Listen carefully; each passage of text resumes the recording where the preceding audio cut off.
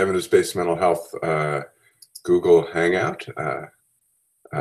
We are today discussing a really terrific original paper called Implementing Tools to Support Evidence-Based Practices, which comes from a survey of and brief intervention study of the National ELF service across the Oxford NHS Foundation Trust. We're joined today by some of the authors and discussants and the founder and director of the mental health. I'd like to introduce you to Lauren Atkinson. She's a second-year DPhil student in the Department of Psychiatry at the University of Oxford and has a background in psychiatric research and has worked on numerous projects exploring longitudinal prospective monitoring of mood and cognition and mood disorders. She's interested in the translation from published research to applied evidence-based practice, and so the perfect person to present her paper here. We're also joined by Katie Smith, who's an honorary consultant psychiatrist in the Department of Psychiatry in Oxford, working at the NIHR Oxford Cognitive Health Clinical Research Facility. She has a background in clinical research and has also worked as a consultant psychiatrist in old age psychiatry and in a specialist bipolar disorder clinic.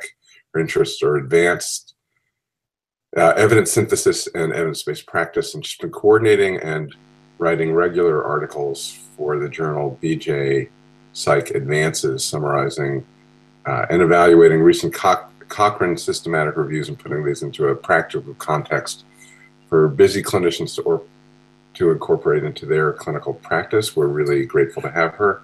And we're joined again, thankfully, by André Tomlin, who's the founder and director of the National ELF Service. André is an information scientist with 20 years of experience working in evidence-based healthcare.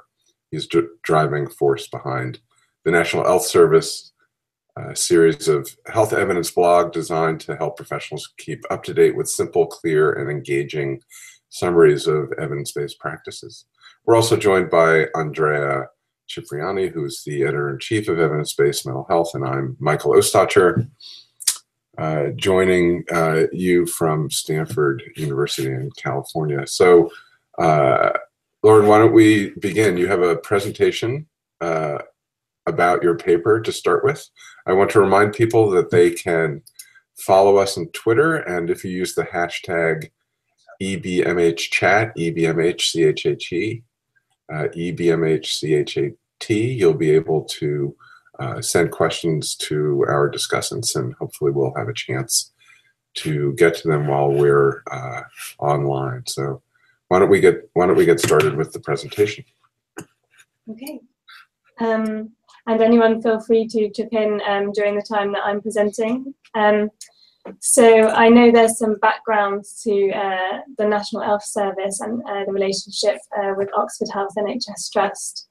Did you want to mention something first about that, André, or did you want me to go straight into the study design?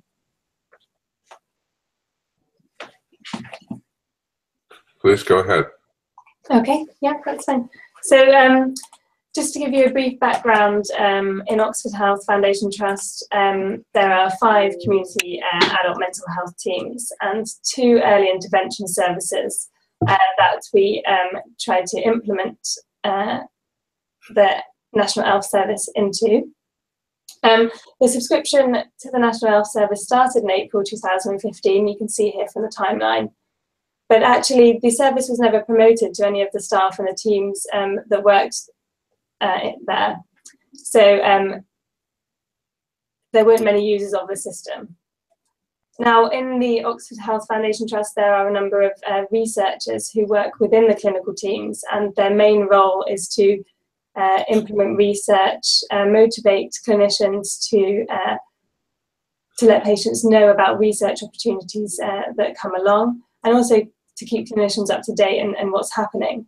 And these individuals that were embedded within the teams were seen as a real opportunity to promote the National ELF Service. So a pilot study was developed. We didn't really have any idea about how evidence-based medicine and evidence-based practice was used within the trust to begin with. So we wanted to identify methods that perhaps clinicians, and when I say clinicians, I also mean psychiatrists, nurses, occupational therapists, psychologists within the multidisciplinary teams. We wanted to find out what methods they used to implement evidence-based medicine. We then initially wanted to promote the National Health Service throughout the teams and determine if professionals used it after they'd been made aware of the service. And if they did use it, how did they use it? And we also were very interested in understanding whether it had impacted clinical practice at all, although the study wasn't quite developed to measure the amount of impact that it had on clinical practice initially. Right. And that's something that we can look at in the future. So in November 2015, André very kindly came along and did a 20-minute presentation to each of the clinical teams. We chose a slot in their management meetings, as this is when most staff attend the meetings, although not all staff can attend due to clinical care and crises and things like that. So it wasn't full attendance, but there was 102 out of 331 staff that came along. Just before the intervention was given, they were given a baseline questionnaire asking things such as if they thought they had used evidence-based medicine and used evidence-based practice, and what kind of things they did to look at research which they could then use in certain clinical situations. So things such as, did they do literature searches? Did they keep up to date with the literature? So once everybody had received the intervention, we waited 8 weeks just to give people a chance to use it. And after 8 weeks, we sent a follow-up questionnaire. And that just evaluated to what extent people had used the National Health Service, if they had at all, and whether they thought it had affected their clinical practice. So we have some basic results from both the baseline questionnaire and the follow-up questionnaire. So we'll just show you those now. So actually, when we first looked at it, only 5 out of 127 people who responded to the questionnaire. Sorry, I should mention that the questionnaire was also sent by email to those who didn't attend the face-to-face presentation, which is why there are more responders to the questionnaire than there are those who attended. Only 5 actually used the National Health Service at baseline, even though the trust had a subscription before the intervention. 90% of individuals did believe that their current practice was informed by evidence, and that was very reassuring to us to hear. Things that they had used were established evidence-based guidelines and assessment tools, and they were very engaged with primary articles, systematic reviews and meta-analyses, which tend to give a scope of the literature. Reasons that people felt their clinical practice wasn't informed by evidence was to do with lack of time, skills in finding evidence and database searching, and also a very large majority of the responses did show workload pressures were one of the barriers, especially the size of caseload, crisis management, and pressure to document, which didn't give them enough time to dedicate to finding the evidence that they perhaps wanted. So you can see here, we also took some measures about how people looked at evidence-based practice online and how they kept engaged with it. You can see that most people had read an article within a week, which was also very assuring. So we were quite pleasantly surprised that this is something that clinicians are willing to do and do, but there was a lot of scope for the National Health Service to improve that and be an additional resource. Okay, so after the intervention, the follow-up questionnaire showed that 42 out of 122 respondents to the questionnaire had used the National Health Service. That's more, a much larger majority than at baseline.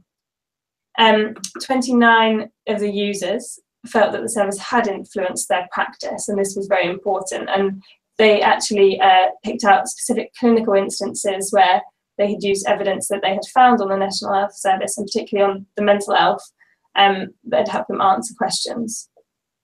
80 staff hadn't used the National Health Service intervention.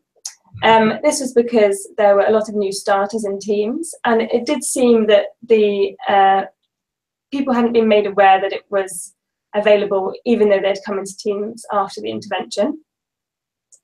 Time restraints was a huge barrier, and also needing reminders or poor motivation, I think, when such heavy caseloads and workloads are already present.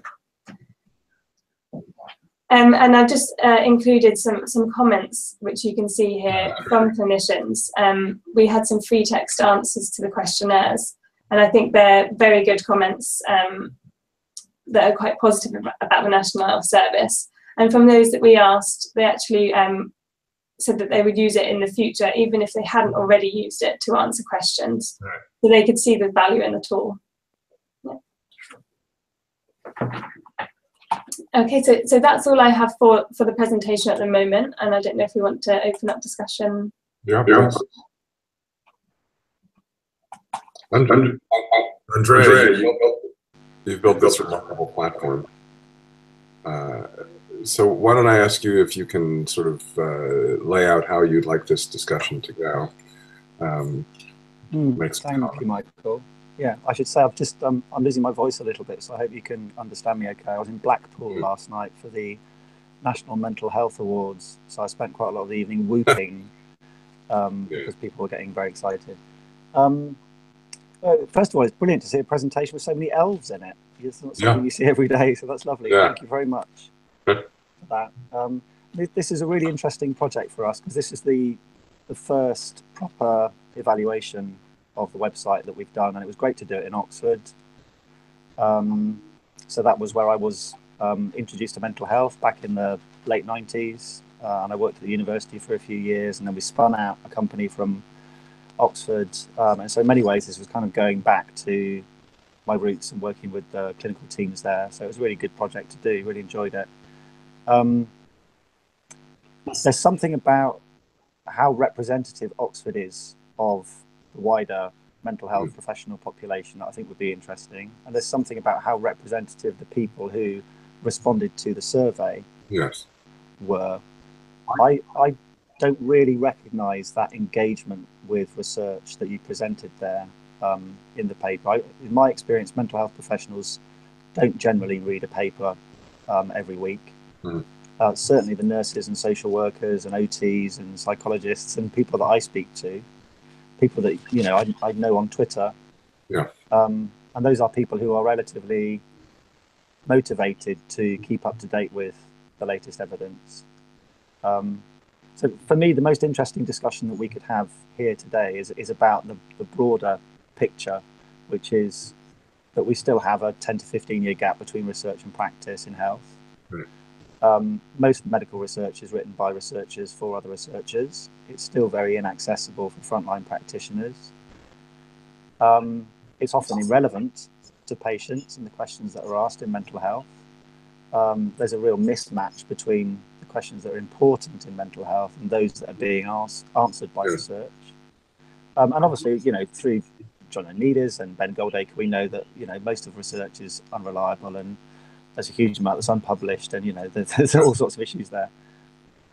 So for me, there's something about using digital to make really good quality research findings more accessible for people, so that they can actually engage in conversations about it. And that's why we're doing this with blogs and social media. That's the thing that really gets us excited, because it opens up the discussion in a way which kind of democratizes the conversation.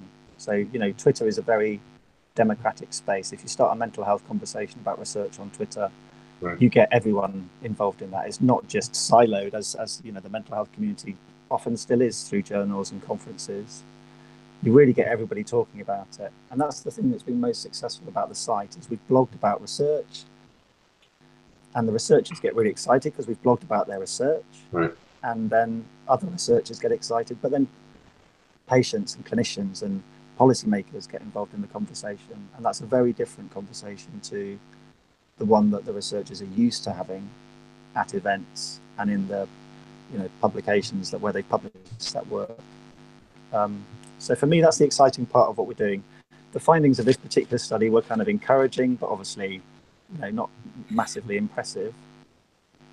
But I think that that's because we're very early on in doing this. You know, it's still quite an innovative area, and we're certainly, you know, releasing all sorts of new functionality on the website all the time. So trying to make it more usable for people to do this.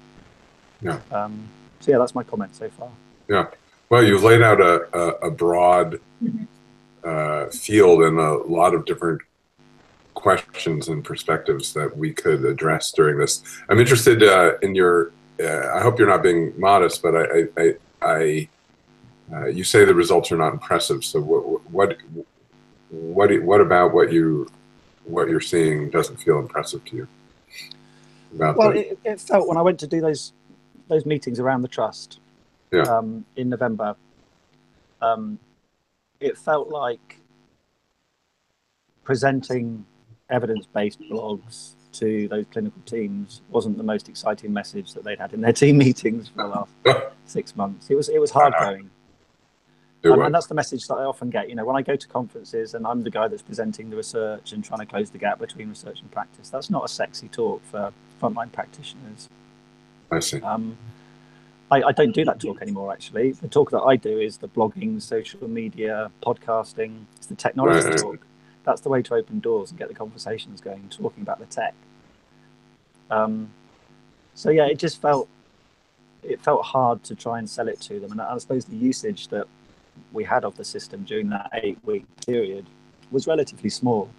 A lot of people, you know, didn't get the message that this was a pilot service that they could use. So motivating organizations to get their staff and students to use this system has been hard. Right. And I guess part of that is because it is quite a disruptive innovation. What we're doing here is different from, you know, it's not PubMed, it's not journals, it's not the kind of evidence that people are used to having. It's got elves all over it, and it's blogs. So there's something about organizations not really knowing where it fits in. You know, if you show it to a librarian in a trust, so how does this, is this a CPD thing, or what is this? You know, should we stop buying one of our journals and buy this instead? It doesn't really fit with everything else that they've got so far. So I think that's something that we have to learn over the coming years, is how to integrate it into, you know, the traditional information systems that health professionals get. Well, clearly your perspective on this arrives at a place where you've made several statements that I think are quite important to point out. And one of them is that research is for researchers. In other words, the people who read research and the people who are interested in research are researchers, and they're not necessarily the people who are involved in providing this. So providing the care to patients. And so I think one of the things you're talking about are about democratizing this, about bringing this into practice. So Katie, maybe it would be helpful if you sort of engaged here, and please everybody jump in as much as they would like, about sort of the challenges implementing evidence-based information, whether it's Cochrane reviews or otherwise, into practice, and the role that the mental health might play, or other platforms like this. Well, I thought I did think it was a really interesting study. I think Andre's being modest about it. It's a study that I think is good because it gets at the real nub of the problem, which is how you translate research, good quality research findings, into the clinical setting. And that jump, I think, is really difficult. And what André was saying about giving the talks and finding that the initial response was quite negative or neutral, I think is something that we've all experienced. And I think sometimes it's just because change is hard and people are quite wary of change and they worry about trying something new and what it will involve. And particularly very busy teams, as they all are very protective of their time and worry about how to fit that in. And as you say, André, that's the advantage of a digital platform. It's really quick. It's really instant. You can do it in the clinic, just check something quickly. And the summaries are quite short, and also they evaluate the information. It's not just regurgitating it, but it's some sort of evaluation of the strengths and the weaknesses of the evidence. One of the things that struck me about the paper actually was that most of the people who took on board using the service were people who had come to the talks, had seen the face-to-face demonstration, and just how difficult it was to get everybody together for those talks.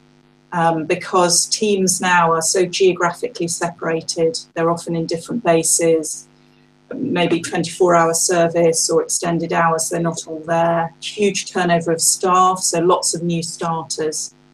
And this was a really good start, but perhaps if we were thinking about doing it again, we would think about reinforcing that face-to-face message, because that seemed to be the thing that really made a difference.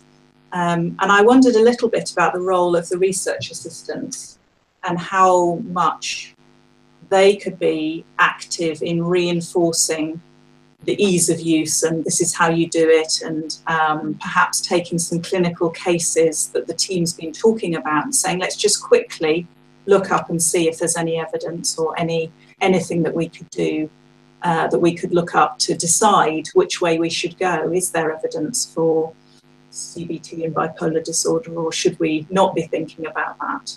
Right. I think so. Kind of having this idea of champions within the team, and I guess the research assistants who promote this would be really well placed to do that, championing it in certain situations, like you say. Yeah. But that would, I think that would need to be embedded into some sort of structure, because it gets lost. If it's an informal arrangement, it gets lost in the speed of workload, and sometimes it needs a regular reinforcement of that. Yeah, I really support that. I think that's a really good point. We certainly found in other organisations where we've rolled out the service, say in universities, in trusts, in charities, in local authorities, having those champions in different professional groups. So, within a trust, having a psychiatrist, having a psychologist, having a nurse, having an OT, because as you say, Michael, if you show people this, it's really easy to use, it's fun to use, and it makes people feel less guilty about not keeping up to date with the service, which is something that all professionals have. Right. They don't have any time to do this. I totally agree. I mean, I think, Katie, you're speaking to something which I think is really central, which is, and I don't know how big the cultural differences are between practice in the UK and in the United States, but practitioners really don't like to be told what to do, and they don't like to be told that their ideas are wrong. And so the best way to not be told that your ideas are wrong is to not learn anything new, because then you don't have to be challenged. And I think there's this big systemic problem with people. People say, "Oh, I'm too busy to learn new things," but I think there's probably something about what André mentioned earlier about evidence being for researchers and not being for practitioners, and about the importance of trying to find a way to expand or change how people receive new information about practice that is less intimidating to them, that is less overwhelming to them. So part of it is that people are busy, but my experience is that a lot of it is that people already think that they know what they're doing, and they don't want to have to be told. They don't have so many questions. In other words, it's a very rare colleague who gets in touch with me about an area in which I'm expert, most people figure those things out on their own. Lauren, do you have any comments about that from your experience doing the paper? I think I find it hard to comment on the clinical side, but from a researcher's perspective, I find that really interesting. The sort of discontinuity between the researchers and the clinicians. As a researcher, I feel like I do research to inform clinical practice. Right. And I don't feel like just publishing a paper is enough to get my ideas or the findings out to a clinician. There has to be another step between the publication and engaging clinicians in that. And I think that's what the National Health Service is providing. I think it's getting researchers actually to be a bit more active than the clinicians in this case, perhaps, to make that happen a bit more, for the translation to really happen. That's interesting. I mean, we all like our peers to, we all like to hear about practice changing from our peers. So, we have lots of different sorts of people who write on the blog. So we've got patients and we've got carers and psychiatrists and psychologists and all sorts of different people. And for me, the most powerful blogs are the ones where there's a human element to it. So it might be somebody saying, I was caring for my mother with dementia for many, many years, and this is her experience of taking antipsychotics or whatever it might be. Or a clinician saying, actually, I've been prescribing antipsychotics for delirium for years, but here's a new meta-analysis, and I might change my practice. And that's really compelling because it's taking the evidence, which is fairly detached from practice, and actually really showing you the relevance of it, and actually taking a kind of existential leap almost as an individual and saying, I am going to do something different because of this evidence. And then other clinicians and other professionals can then realize that you can do that. You can look at really good quality research and think, I need to do something differently now. Right. That is a personal decision that you can make. Right. Katie, do you have a thought? Well, one of the things I was interested in the paper, which perhaps I wanted to know a little bit more about, was the role of patients and carers, because mental health is totally accessible to anybody. And I wondered whether another way of looking at it would be for the trust to also look at making the mental health more advertised, more accessible, more aware to patients and carers, because sometimes the driver for change for clinicians is to have a patient or carer come in with some evidence and say, I've read about this drug, or I'm wondering why I'm on this one because this one seems to be better, or could I have this therapy? There seems to be some evidence for it. And although I know sometimes clinicians feel a little bit threatened by having patients asking for things, it's certainly it would certainly, I think, encourage clinicians to think, well, I should know this knowledge too, or I should look this up myself. And I wondered whether you had any thoughts, Lauren, about whether there would be any mileage in also looking at the patient and carer group in association with the NMHT, and whether they had access to mental health and whether they'd looked at that, what their thoughts were.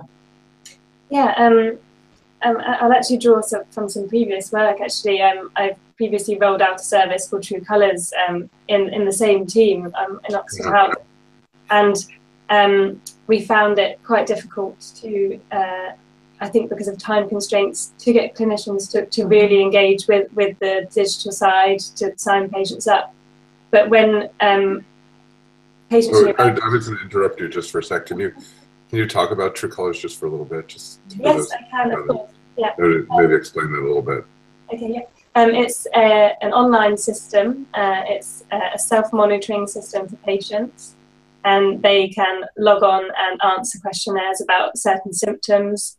And there are different validated questionnaires for different disorders, such as bipolar disorder, depression. And they are able to chart their symptoms and see them over time. Yeah. So you're talking about sort of the problems you had, the barriers you had implementing that, getting people engaged. Go on. But what I think was really striking was the fact that it's actually a lot easier for patients to take this and then go to their clinician and say, I would like to use this system, or I think this would be really helpful for me. And I think that just speaks a bit to what Katie's saying, and that if we get patients or individuals involved in their own healthcare to really champion the idea of looking at certain evidence and saying to their clinician that this might be helpful, that I think that would maybe sort of implement it a bit better. Andre, do you have a comment about that? My mind keeps going back to what you said about the disruptive aspects of it. I know that that's sort of a popular word to use, but it seems like the barriers to me for clinicians implementing evidence-based practices are really sort of quite broad. There are many numbers of them, but what do you think about sort of the opportunity for technology or social media to disrupt how people get information, and what do you see happening going forward in terms of people, that is, practitioners, getting and implementing information differently from the way they're doing it now? Wow. Wow, that's a big question. I mean, I think they're endless, the possibilities of social media disrupting the way it has worked for many, many years. And you can look at the last 4 or 5 years. I mean, what's happened in the UK is that there's been a massive change in how mental health is perceived at the same time as this massive change in technology. So the mental health conversation is now front and center, you know. Everyone is talking about it. And at the same time, we've got technology, which means that the evidence is getting to the public much better than it has done before. So, you know, Katie's right that it does take a long time to change these sorts of entrenched cultural practices, and it's happening very, very fast at the moment in this country. So I think it's a real challenge to kind of, you know, I think there's probably a generation of senior clinicians who won't catch up with this, who will just, you know, spend another 10 years or so in practice and they'll be gone. And then there's people my age, you know, in their sort of 40s, who maybe are getting it a little bit and realizing that this is a really useful way of working. I don't know, I find the idea of patients being more empowered and kind of forcing the hand of clinicians to be more evidence-based and to use these systems more. I mean, I think it's quite a good idea. I also find it a bit depressing that that's something that we're going to have to do, that we can't just, you know, show that this is a wonderful thing anyway. Yeah, but I guess we have to approach it from both angles. Yeah. Well, I mean, I think there's also the issue of generational change, right?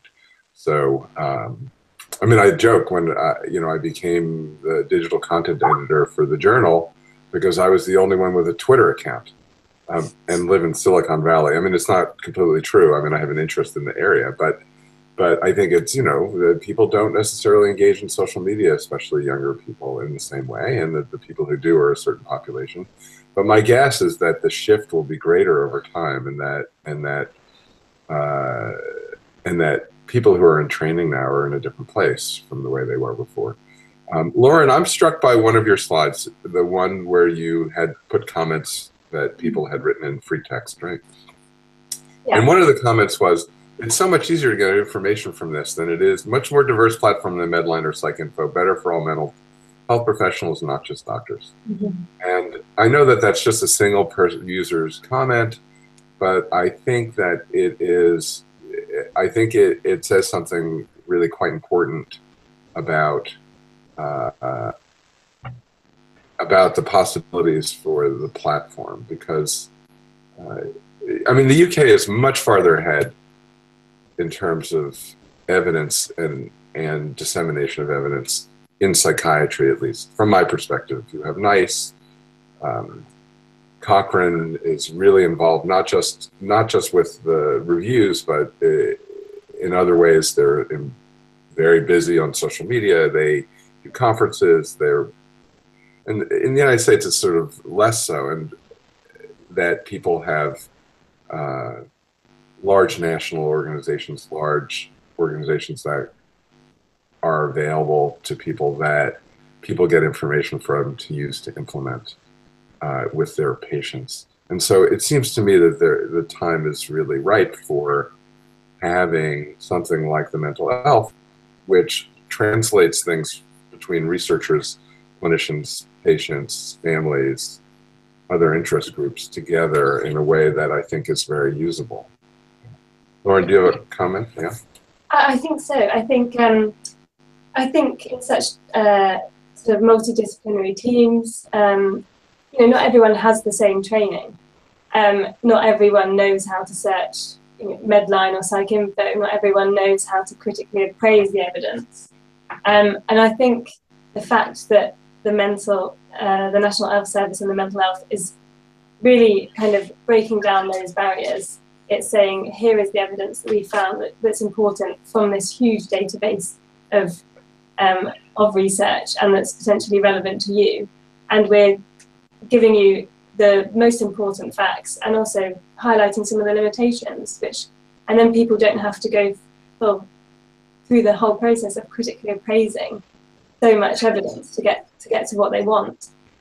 So I think that just speaks to kind of the access that the National Health Service is giving, and the kind of secondary sources that are really important for clinicians. It is important to say, though, sorry, Michael, I think there's something about what we do which is very different to other information sources. So, you know, we're not trying to compete with PubMed or with kind of really good, you know, or with evidence-based mental health journal. You know, we're not going to be comprehensive because we're just writing 2 or 3 blogs a week. Or on a good week, 5 blogs if I haven't been to Blackpool for some awards ceremony. So that's actually really key, because we're not a resource that is going to answer all clinical questions. We'd never suggest to people that you should come to the mental health if you've got a clinical question. You know, you should go to the Cochrane or the TRIP database or somewhere that is designed to answer clinical questions. Right. You'll probably find something about your mental health question on the mental health, but it might be 3 years old, and it might be a terrible study that we, you know, rubbished because it was so bad we thought we'd blog about it. Right. So for me, that's a key thing. It's about helping people become engaged with evidence. That's the point of what we're doing. It's presenting evidence in such a way that it can inform conversations, and so people can feel, I can talk about this latest study because I've read this blog. I've got a sense of what this is. Right. And that's, I think, the culture change that we need. Democratizing it in some way. Yeah, trying to get people to have an interest, I guess, because, you know, it's not changing currently. I mean, I'm really interested in how Katie's work relates to that. So the kind of summarizing of Cochrane, because that's a really good example, isn't it? Cochrane's been around for 25 years. It's amazingly good quality. It's relatively relevant to practice sometimes. You know, there's some quite good evidence in mental health. But that's a really key thing, isn't it? Trying to translate that so it's actually usable by people. Right. Andrea, I know you're off to the side, but perhaps you could join the conversation. If I'm here nearby. Lauren, can you hear me? Yeah, you're fine. We hear you great. Yeah. Now, I think I have a couple of questions, but now following the comment by André about not only democratizing, but also one of the main issues we found during the survey was time restraints. They don't have time. I think one of the great things of the ELF and the blogging itself is to break the barrier of the 9 to 5 and try to see all this as part of not only a job, but it's a sort of vocation we have in order to improve the outcome of our patients. And this is the comment. And following that, one of the reasons why we decided to do the study in Oxford, precisely as André said, is because it's very challenging as an environment, because the ambition was to assess the effect of something which is available to people in a scientifically sound way in order to contribute to a debate in the literature which is international. And what I found very impressive from my standard, and this is one of the things I always say when I present this study in my talks to the audience, is how scientifically correct was mental health and the National Health Service. Because we designed the study, we asked André basically to help with the talks and the promotion of the intervention at the baseline. But André was not involved in anything in terms of data analysis in the paper. And I think it's a very nice story to tell about the real collaboration, because we have different angles, but we want the same thing. So the question to André is there, have you replicated this kind of thing with other institutions or other people working in the field? Yes, not so formally as we did it in Oxford. We've replicated it kind of informally with other institutional subscribers.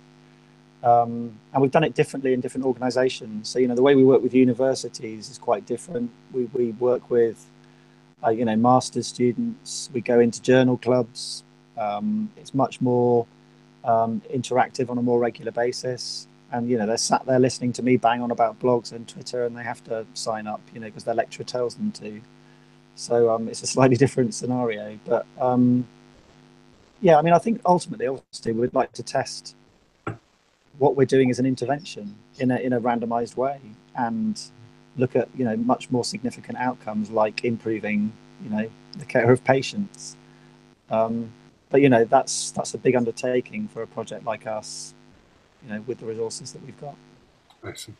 And what people in the Alps, what people really say about this study, because you blogged about it. It's also, I think, interesting for you and for us to know what the Alps think about this piece of boring science. So I'm curious. It was really well received, actually. I mean, I think people like the fact that we're evaluating what we're doing. That's not always the case with mental health digital interventions. We're kind of doing it along the way as we go and changing, you know, so it's always been a very co-produced website. And so, you know, the results of this made a big impact on the way that we're going to develop the website over the coming months. We're going to add a lot more gamification functionality into the site. So one of the things that you get when you subscribe and you sign up and you become a member is that everything that you do is tracked and you get points, and that links to your, you know, continuing professional development. So we're building that in a team way next year so that organizations will be able to see how their staff and students do against each other. Or you could maybe have little groups of people who work. So you might have one clinical team working against another clinical team in terms of keeping up to date. So we're trying lots of different ways of incentivizing people to use, you know, different carrot and stick approaches, and making it fun and engaging is something that we know works. So, you know, having these silly elves and stupid puns and all that kind of stuff does work. It does get people coming back. But yeah, how we develop that going forwards obviously needs to be informed by evidence as much as it is by our own kind of hunches. Yeah, and definitely that's my last comment. I don't want to monopolize, but I think it's very important what you said about the synergy of different approaches. So it's not competitive, but we are synergistic, evidence-based mental health, the National Health Service, and all the other things, because it's the only way to go if we manage to find this material collaboration about implementing evidence and changing evidence-based practice. And I struggle to think other ways. I don't know, Katie, if you have any idea about how we can really assess whether we have an impact on clinical practice, because we rely on what people say, but and patients' feedback is very important to know that, but it's a challenge, I think, for us to think of different ways. And I think that's one of the things that we've talked about with this study is the feedback at the beginning about how many people had used evidence-based resources is nice to have, but sounds a little more than I would have expected. Yes. And I wonder whether people, when they know what they should be doing, we all know what we should be doing. And so we fill in the questionnaire and say what we think we should be, but practically what we're actually doing may be less than that. And it is really hard to actually evaluate how people are really implementing evidence-based really hard information into their practice, and whether it actually changes it. Because I think most people would say it did, but whether it really did is hard to measure. It's how you measure it. It's very difficult. And that outcome will be a longitudinal outcome. It won't be immediate. There'll always be a delay. right. And you know, and not to raise a taboo question, but whether or not implementing evidence-based practices changes the outcome for the patients is not necessarily answered for, well, certainly not answered for every evidence-based practice that we promote. Andrea, I was going to ask you, you know, the purpose of the journal really is to disseminate evidence-based information, Andrea. And so, and yet we're having this really important discussion about using a completely different way of disseminating information. So what do you think of the role of journals or the journal going forward compared to technologies and changes like the one that André has developed? And where do you think things are heading in terms of both the journal side and the opportunities for collaboration? Well, it's a very difficult question to answer, especially for an old school guy as I am. This is why when I started the journal, I immediately asked help to André, to you for the digital thing, which is absolutely important to talk to people. I think the challenge is basically, that's my view, is to focus on the next generation of professionals in terms of mental health professionals in general, which is the target of the journal. One thing is, inspired about what André is doing, is how we deliver how we are promoting the information to a wider audience in a different way. But also, I think it's important for the journal to host new content. And this is why I wanted to publish this paper in evidence-based mental health, because it's a brilliant example of the new focus of the journal, which is slightly different from what it was before. Now it's not like the international digest of the best available evidence, is facing the real problems and, as Andrew said, telling a story about what we can do. Exactly. I had a meeting earlier this week with the high people in the trust, and I discussed this paper showing this is real evidence of what we can do, the RAs can do, our consultants, clinicians can do, and I invited them to the Hangout, at least to watch the Hangout. So one of the outcomes will be to know how many of them will watch this, and but it's important to involve also the administration of the trust, because I think it's well invested, good invested money in things like the mental or the National Health Service, because we need to find different ways and try. Why not? If we are good enough to evaluate this properly and think of how to reach patients and innovate also the way we assess the efficacy, that's the way to go. Yeah. No, that's I think that's really important. André, you said earlier something which I think we all struggle with, which is the time from the publication of a new idea and its implementation into practice is how long? 10 to 15 years? Is that 10 years, yeah. 10 years? Yeah.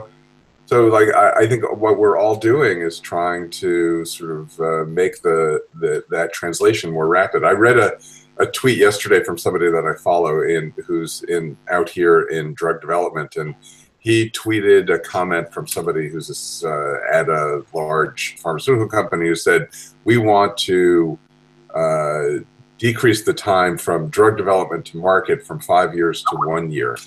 And the guy's response to the tweet was, and I want a pony. In other words, you know, it's like, good luck with that. Yeah.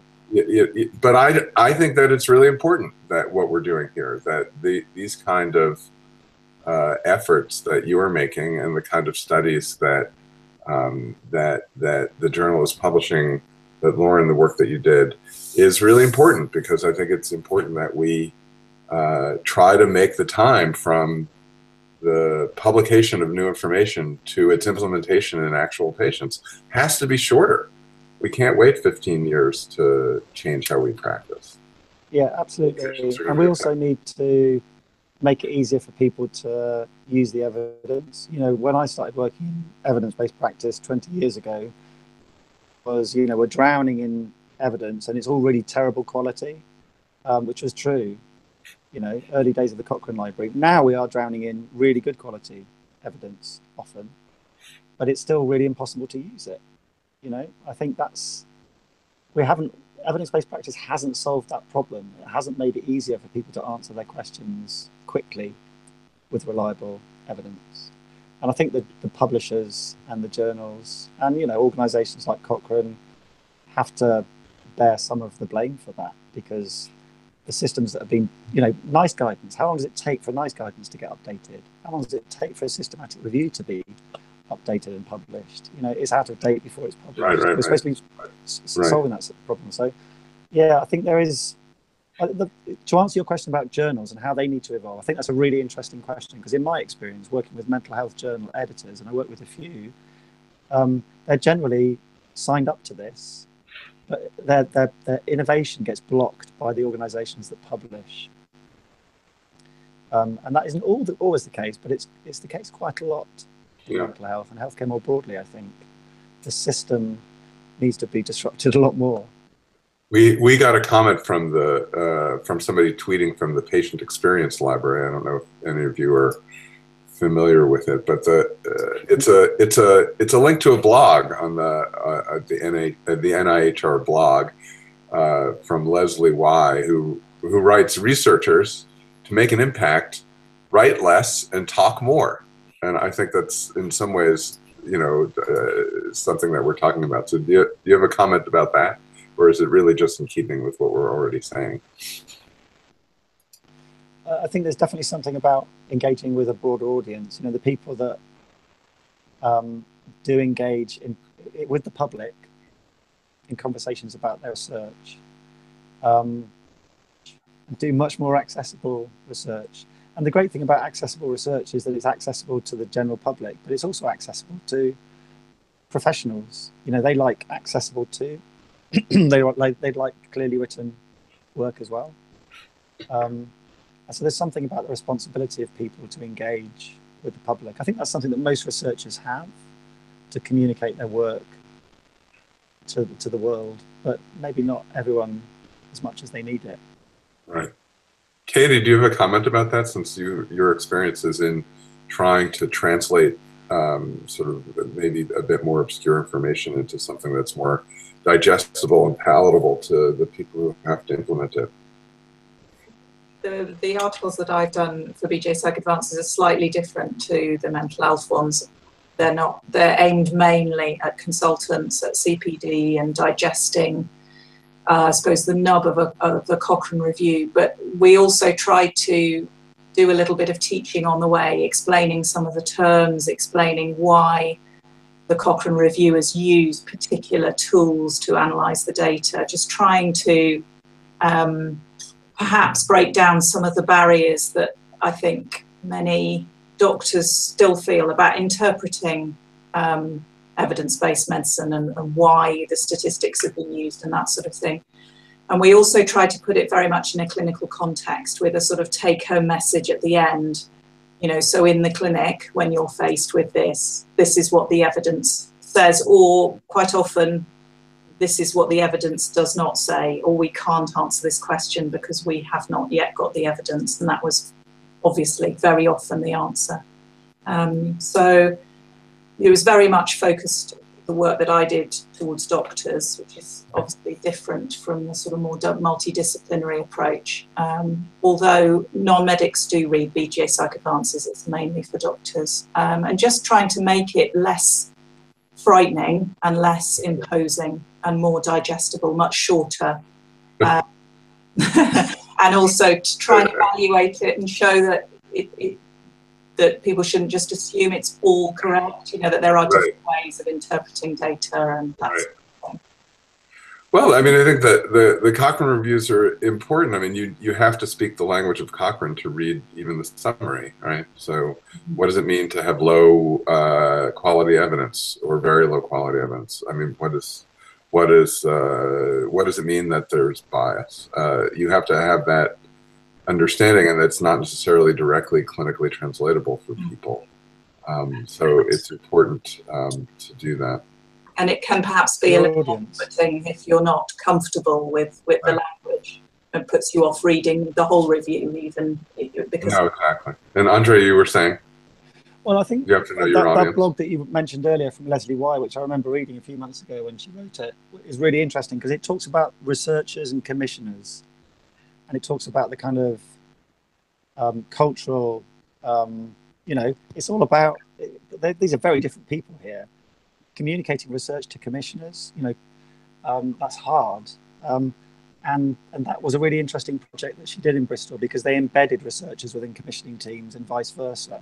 And I think there is something really interesting about, you know, the broader picture of policy making and how we get evidence into policy, how we get evidence into government. Wow, that's the hardest of all. But there's something happening in the UK currently. So we're going to have a mental health question time event about this in a few weeks' time that I should trail. This is seamless, isn't it?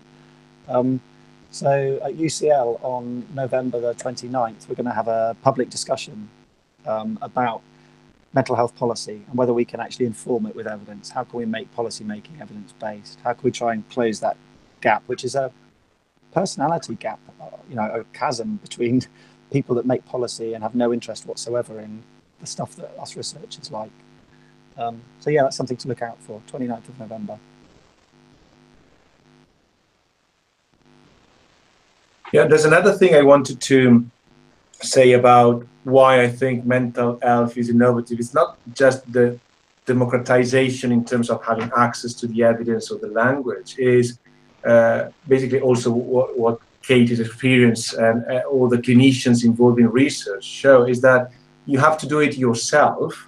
And it's very important also a blog or something to have to start with something and challenge. It's a big, how can I say, I don't know how to say properly, but it's difficult to write something, make it publicly available, accept the comments and expose yourself to judgment, but at the same time digest.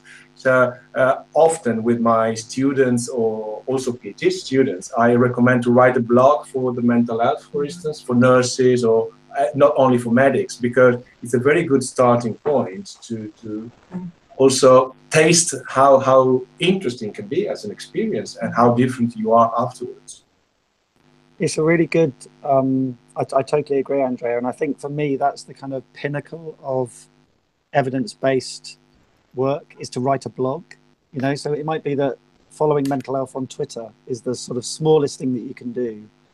And that really takes no time at all. And then you get lots of stuff coming through. And, you know, reading a journal article, that's a little bit up the ladder. And then engaging in a journal club is a little bit further. Writing a blog for me is a really good thing to aim for, because you're being, as you say, you're being critical, you're evaluating research, you're putting it into context, you're giving something of yourself. That's a really complex thing to do. And you know yourself how hard that is. You know, it took me about 4 years, I think, to persuade you to actually write a blog for the mental health. And when you did, it was brilliant and very critical, very constructive, got lots of engagement. But it's interesting, isn't it, that academics sometimes find it really quite hard to do that, to do a blog. You know, it's the fact that it's the blog that's more difficult than that they're going to write something critical of their contemporaries. Yeah. Lauren, would you like to have a final comment before we close? Well, I just think this has been a very great discussion, and I think the study has obviously given some ideas about where to go next, and really honing in on that you know, researchers think clinicians know this, clinicians think researchers know. Just bridging the gap is going to be so helpful in involving patients in that process as well. And I think that's the way to go forward with evidence-based medicine at the moment. That's terrific. I'm always surprised when we have these discussions, that they can go on, and and that we fill up the hour, and then when the hour ends, there's more to discuss. I think it's really important that we continue this work, and that the next study of the implementation of a service such as the National ELF be completed. But we've run out of time. I would like to thank everyone for joining us. Lauren Atkinson and Katie Smith from Oxford, Andrea Cipriani, our editor and associate professor of psychiatry at Oxford, and André Tomlin, the terrific André Tomlin. André, I can't thank you enough for doing the work that you do and for taking the time to join us again this morning. Also, would like to thank our staff in the background, Roxanne Keenajad, who you didn't see, and Veronica Heaney, who keep the information flowing. I'm Michael Ostacher at Stanford University. Please remember, our blogs are posted on YouTube. You can reach the link through our website. If you'd like to make any comments now, you can use the hashtag EBMHchat to continue to do so. The conversation will continue, and I think as time goes on, I think what we discussed today is something that's not going to be stopped. That is newer and more disruptive ways of sharing information with clinicians and patients and families and other stakeholders is going to change how we do business, and that's why we're doing what we did. Thank you again for joining us. Take care. Thank you. Thank you.